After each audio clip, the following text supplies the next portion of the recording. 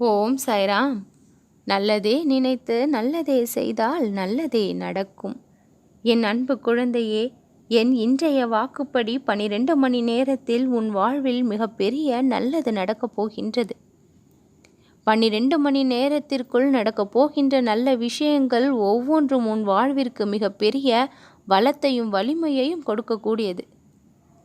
தைரியம் இழந்து நிற்கக்கூடிய நீ தைரியத்தை பெற்று தன்னம்பிக்கையோடு திகழ்வாய். முதலில் தைரியமாக இருந்தாய். நடந்த சில விஷயங்கள் எல்லாம் உன்னுடைய மனதை பலவீனமாக ஆக்கிவிட்டது. சில மனிதர்கள் செய்த செயல்கள் உன்னையும் உன்னுடைய மனதையும் பலவீனமாக்கி விட்டது. ஆனால் அந்த பலவீனத்திலிருந்து வெளிவந்து சற்று நேரத்தில் நீ வலிமையை பெறக்கூடிய அளவிற்கு பல நிகழ்வுகள் நடக்கும். எந்த விஷயங்கள் எல்லாம் உன் மனதை பாதித்ததோ அந்த விஷயங்களே உன்னை சந்தோஷப்படுத்த வந்து கொண்டிருக்கின்றது. இத்தனை நாள் எதை நினைத்து வேதனைப்பட்டு கொண்டிருந்தாயோ அந்த விஷயங்களே உனக்கு பல சந்தோஷத்தை கொடுக்க வந்து கொண்டிருக்கின்றது.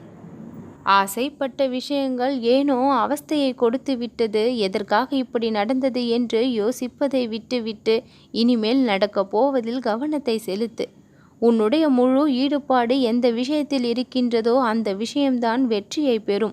அரைகுறை மனதோடு எந்த ஒரு செயலிலும் ஈடுபடாதே.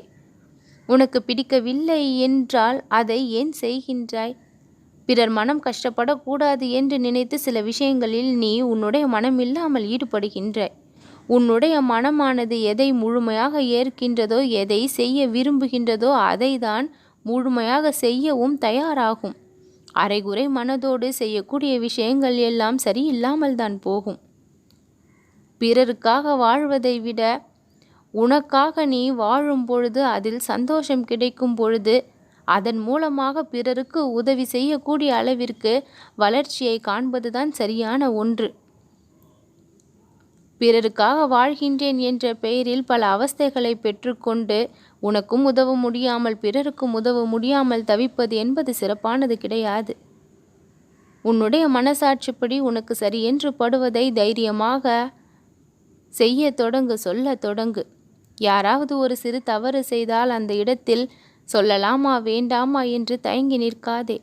பொறுமையாக அன்பாக ஒரு அரவணைப்போடு சொல்ல தெரிய வேண்டும்.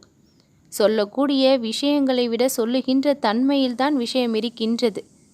என் அன்பு குழந்தையே, எப்பொழுதும் என்னுடைய குழந்தைகள் பிறரிடத்தில் அன்பாக நடந்து கொள்ள வேண்டும் என்று தான் ஆசைப்படுகின்றீர்கள். அந்த சூழ்நிலை சில சமயங்களில் மாறும் பொழுது தடுமாற்றம் ஏற்பட்டு சில சமயங்களில் தேவையில்லாத செயல்களையும் வார்த்தைகளையும் கொட்டிவிடக்கூடிய சூழ்நிலையும் ஏற்பட்டு விடுகின்றது. இந்த மாதிரியான சூழ்நிலைகளை இனி உன்னுடைய வாழ்வானது சந்திக்காதவாறு நான் கவனித்துக் கொள்கின்றேன். என் நேரமும் என்னுடைய பெயரை சொல்லியபடி இரு. உன் வாழ்வில் அற்புதங்கள் நடந்து கொண்டே இருக்கும். நான் நடத்தி கொண்டே இருப்பேன். எல்லா நேரமும் என் கவனிப்பில்தான் வாழ்ந்து கொண்டு வருகின்றாய். கவலை கொள்ளாதே. எல்லா நன்மைகளும் உன் வாழ்வில் வந்து சேரும். நல்லதே நடக்கும்.